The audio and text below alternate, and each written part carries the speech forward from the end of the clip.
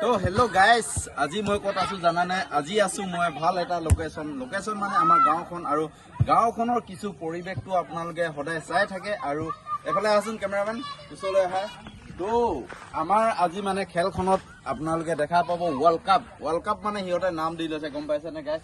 মানে প্ৰায় 10-15 জন ল'ৰা এতিয়া ফুটবল খেলি আছে। মানে কিপাৰ এজন আছে, এফালে দেখা, এয়া কিপাৰ, গ'লকিপাৰ এজন। আৰু সিহঁতৰ খেলখন এনেকৈ মজা খেল, প্ৰায় মানে সিহঁতে প্ৰায় আপোনাৰ 6জন চিলেক্ট কৰা হ'ব কোৱাৰ্টাৰ ফাইনেলৰ কাৰণে, আৰু কোৱাৰ্টাৰ ফাইনেলৰ পৰা ছেমি ফাইনেলত যাবলৈ 3জন চিলেক্ট কৰা হ'ব। আৰু 3জনৰ ভিতৰত আপোনাৰ এজন টপ চেম্পিয়ন হ'ব, সেইজনে হ'ল ৱৰ্ল্ড কাপ বুলি কয়। আৰু তো কেনেকুৱা লাগিলে লাইক কমেণ্ট শ্বেয়াৰ কৰি দিব। ল'ৰাবিলাক কিবা কৈ দিয়া।